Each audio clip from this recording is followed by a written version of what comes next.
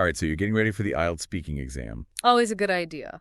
Yeah, it's, those little things that can kind of trip you up, Yeah. those slip-ups. We're going to do a deep dive today looking at this guide called Top 10 IELTS Mistakes to Avoid. Oh. And believe me, you'll be surprised how much these tiny things actually matter to those examiners. Absolutely. It's amazing. Yeah, a lot of test takers lose points on things that they could easily fix. It's like leaving money on the table. Yeah, exactly. It's like leaving points on the table. So mistake number 1, this guide calls it giving short answers. Right. But honestly, who hasn't been frustrated by this in real life? Oh, yeah, for sure. I mean, it's like pulling teeth to get a decent response out of some people. Yeah, and it might seem harmless, but in the IELTS exam, those short answers can really hurt your score. Really? Yeah, because the examiners are listening for a range of vocabulary and grammar. Uh-huh. And if you just say yes or no, you're not giving them much to work with. I bet they're thinking, like, come on, give me something to grade here. Exactly. Yeah. The guide gives a really good example about travel. Okay. So let's say the examiner asks, do you enjoy traveling? Right. A simple yes doesn't really cut it. Right. But if you say something like, yes, I absolutely love traveling, it's a chance to explore new cultures, meet interesting people, and try different foods. Now you're showing off your language skills. You're giving them something to work with. Exactly. And I bet you could even, throw in a specific example. You could. Like, my last trip was to Italy, and I went to Rome and Florence. It was incredible. That's perfect. Yeah. Now you've got fluency vocabulary, and you're painting a picture for the examiner. So they can really get a feel for who you are. That's what they're looking for. Okay, this next mistake is one I've definitely been guilty of. Yeah. Using overly complex words.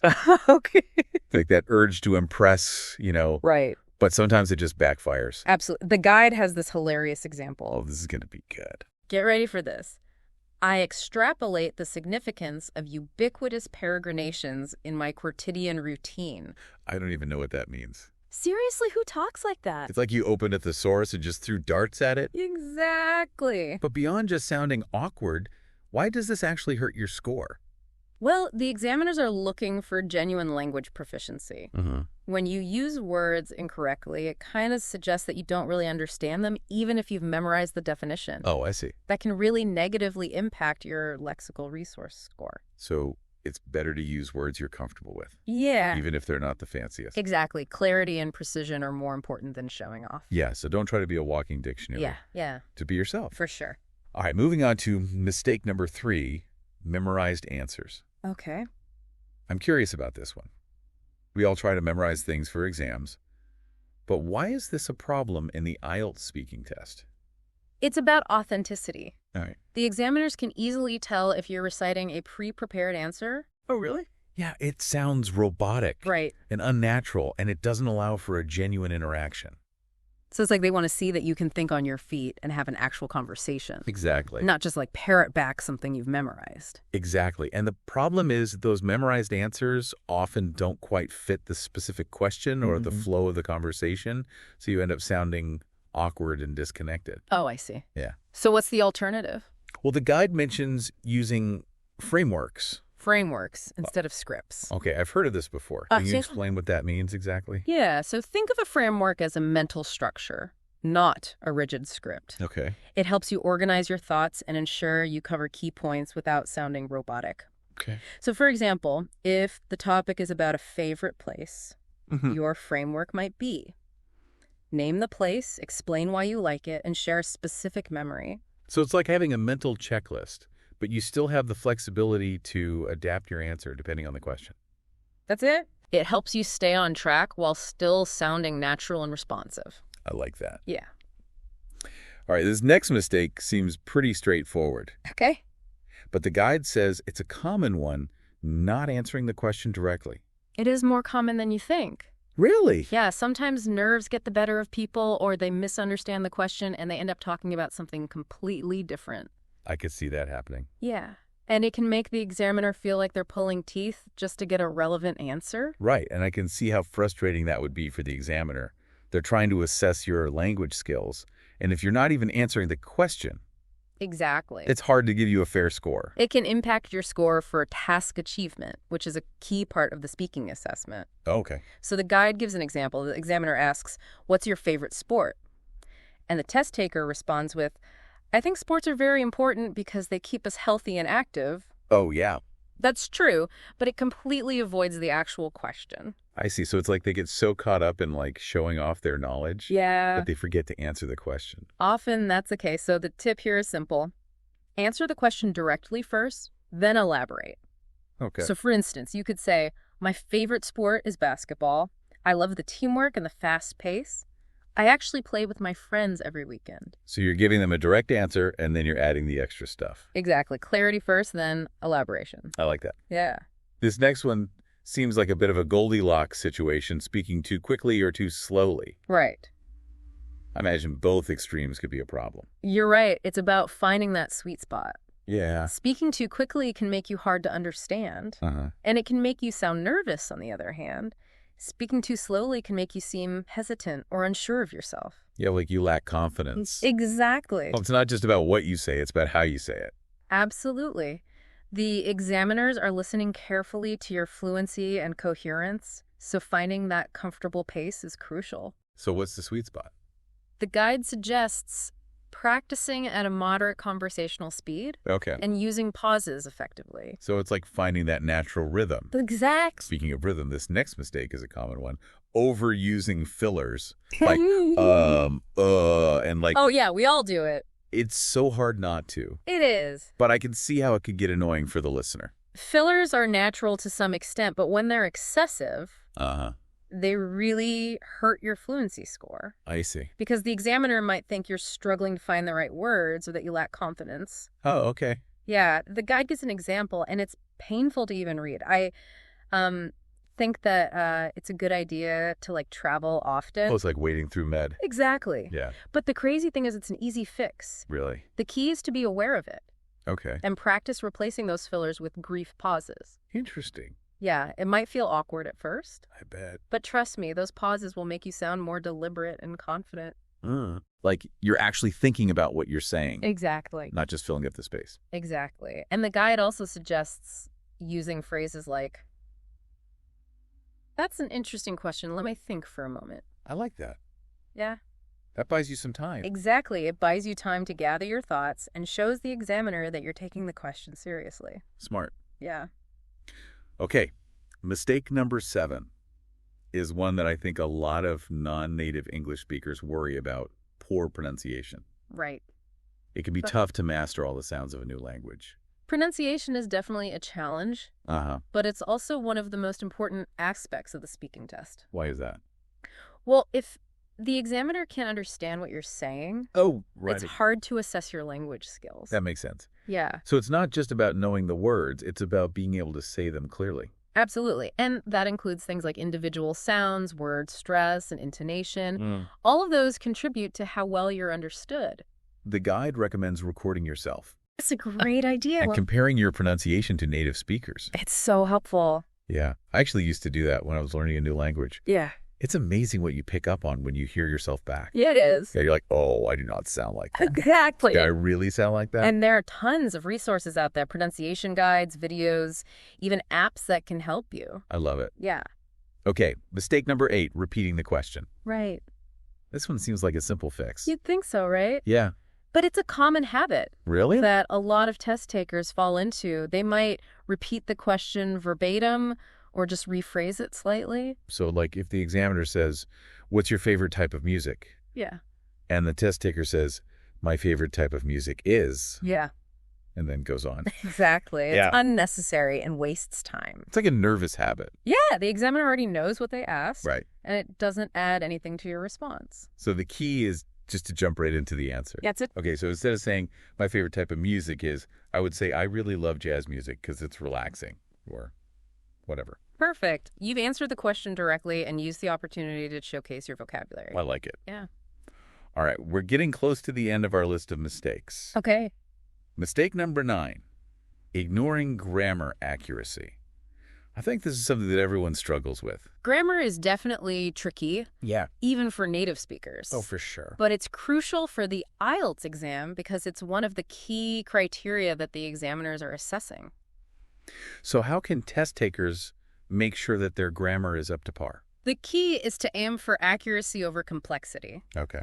It's better to use simple, correct sentences than to try to impress the examiner with complex structures that you're not confident with. I get it. Avoid those grammatical train wrecks. Exactly. Yeah. The guide specifically mentions focusing on tenses, Oh, articles, and subject-verb agreement. those are like the building blocks. They are the building blocks of grammatically correct sentences. And those are areas where a lot of learners make mistakes. Yes, definitely. So it's really about focusing on the fundamentals. That's the key to success with grammar on the IELTS exam. Awesome. And finally, mistake number 10. Okay. This might seem a little strange, All right. but it's something that can definitely happen under pressure. Yeah. The guide calls it ending abruptly. Ending abruptly. Why would someone just stop talking mid-sentence? Sometimes it's nerves, sometimes it's getting lost in thought, and sometimes it's just running out of steam. I've done that before. We all have. Where you just kind of trail off. Yeah, but whatever the reason, it leaves the examiner hanging Right. and can make you seem unprepared. So instead of trailing off or just stopping suddenly, Yeah. it's important to wrap up your answer with a concluding sentence. Exactly. It gives your response a sense of closure. Yeah. And shows the examiner that you've thought through your answer. And that's why I love jazz music. Exactly. Or you could say something like, overall, I think traveling is a fantastic way to learn and grow as a person. That's a nice, clean way to end it. It is. Well, we've covered a lot of ground here. We have. We've gone through each of the 10 common mistakes from this guide. Yeah. And talked about why they're so important for the IELTS speaking exam. They're crucial. But before we move on, Okay. I'm curious, which one of these mistakes do you think trips up test takers the most? That's a great question. Yeah. And it's one we're going to dive into right after A quick break. a quick break. Stay tuned. So we just unpacked 10 common IELTS speaking mistakes. We did. Some of them are pretty subtle, right? They are. And that's why I think it's so important to understand the reasoning behind those scoring criteria. Okay. It's not just about avoiding errors. It's about demonstrating specific skills that the examiners are looking for. Because it's easy to get caught up in the mechanics of the test and forget what they're actually trying to assess. Exactly. For instance, think back to that mistake about using overly complex words. Right. It might seem like a minor thing, but it actually reveals a lack of true lexical resource, Okay. which is one of the 4 main scoring criteria for the speaking test. So it's not just about using big words. Right. It's about using the right words. Exactly. And that comes from building a strong vocabulary and understanding the nuances of different words and their usage. Got it. So what about those short answers? How does that impact your score? Short answers can really hurt your fluency and coherence score. Okay. Because the examiners want to see that you can speak at length without too much hesitation or repetition. When you give those short answers, it makes it harder for them to assess your ability to connect ideas and develop your thoughts. So it's not just about the amount of information you provide. Right. It's about how well you can express yourself. Exactly. And this ties into another key scoring criterion, grammatical range and accuracy. So those little grammar mistakes Yeah. that we all make, they really do matter. They do. And it's not just about avoiding major errors. It's about demonstrating a variety of grammatical structures. Think about it if you're only using simple sentences. Okay. It doesn't really give the examiner much evidence of your grammatical range. Right. So it's about pushing yourself to use more complex sentences, but only if you can do it accurately. Exactly. Finding that balance between accuracy and complexity. As we're talking about this, I'm realizing that the IELTS speaking test is much more nuanced than I initially thought. It is. It's not just about speaking English fluently. Right. It's about demonstrating a specific set of skills and meeting those scoring criteria. That's a great observation, and that's why it's so crucial to understand what the examiners are looking for and to practice in a way that targets those skills. So it's not just about practicing speaking. Right. It's about practicing with those scoring criteria in mind. Exactly. And that's where having a good understanding of those criteria and getting feedback from a qualified teacher can make all the difference. Speaking of feedback, one thing that really struck me in the guide was the emphasis on pronunciation. Yeah. I think a lot of people, especially those who are learning English as a second language, they worry about their accent and how that might affect their score. Pronunciation is definitely a key area, but it's important to remember that the examiners aren't expecting you to have a perfect native-like accent. Okay, good. What they are looking for is clarity and intelligibility. So being able to communicate your ideas effectively. Exactly. And that comes down to things like clear articulation, correct word stress, and appropriate intonation. Because even if you have a strong vocabulary and grammar, if your pronunciation is unclear, Right. it can be difficult for them to understand you. And follow your train of thought. And that can negatively impact your score. Absolutely. I think a lot of test takers also worry about sounding too rehearsed Yeah. or robotic in the speaking exam. Uh-huh. Like they're afraid to let their personality shine through. That's a valid concern, and it ties back to that mistake we talked about earlier, those memorized answers. Right. While it's important to be prepared and have some ideas in mind, the examiners are really looking for natural, spontaneous communication. So it's about finding that balance Yeah. between preparation and authenticity. Exactly. And one way to do that is to focus on developing your ideas and opinions rather than memorizing specific phrases or sentences. Okay. Think about what you genuinely believe and feel about the topic, Yeah. and then practice expressing those thoughts in your own words. Because when you're passionate about something, Yeah, it comes through in your voice it does. and your body language. Exactly. The examiners are looking for that spark of genuine engagement, that connection with the topic and the conversation. Another mistake that I think trips a lot of people up is that tendency to repeat the question, It is a common habit. almost like a nervous tick. And I think it stems from a desire to make sure they understood the question correctly. Right. But the reality is it just wastes time and doesn't add any value to their response. Because the examiner already knows what they asked. Exactly. And they're more interested in hearing your thoughts and ideas. Exactly. So the key is to train yourself to jump straight into your answer without repeating or paraphrasing the question. Okay. It might feel a bit unnatural at first, but with practice, it will become second nature. And I bet it makes you sound more confident and fluent, too. Absolutely. It shows that you're comfortable with the language and you're not afraid to take ownership of the conversation. As we're talking about all these mistakes and the scoring criteria, it's starting to feel a bit overwhelming. I understand. There's so much to think about. The IELTS speaking test can definitely feel like a lot of pressure. Yeah. But I think the most important thing to remember is that it's just a conversation. Just a conversation. Yeah. But it's a graded conversation with a stranger who's Yeah. judging my every word. I know it doesn't feel very casual, but at its core, that's what it is. The examiners are simply trying to assess your ability to communicate in English. So instead of getting caught up in the formality of the exam, Right. I should just try to relax and be myself. Exactly, because when you're relaxed and enjoying the conversation, your personality shines through and your language flows more naturally. So that makes a lot of sense.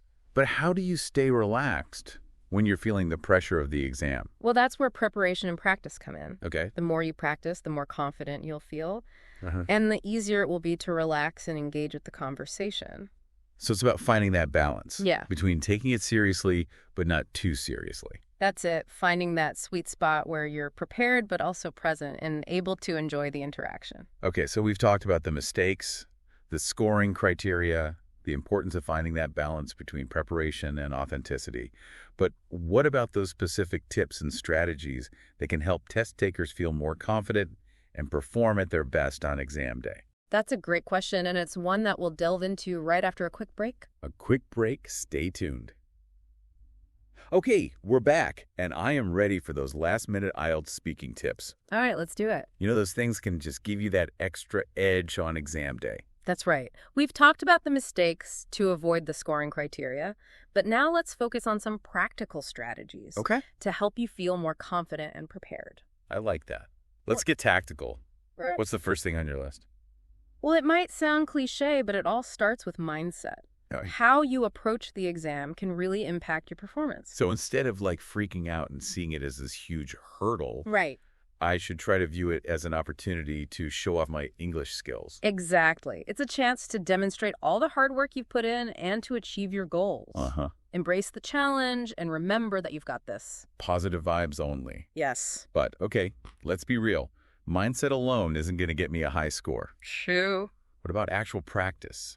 How much is enough? There's no magic number, but consistency is key. Okay.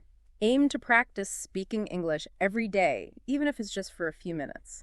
And it doesn't have to be anything formal, right? Not at all. I could just chat with a friend, watch a movie in English, or even just talk to myself in the mirror. That's the spirit. The more you immerse yourself in the language, the more comfortable and fluent you'll become.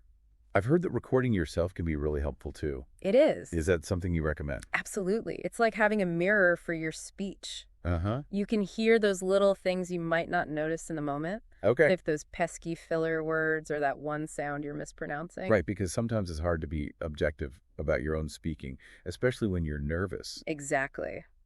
And listening back to a recording can help you identify those areas where you need to focus your practice. Okay, so mindset practice recording myself. Got it.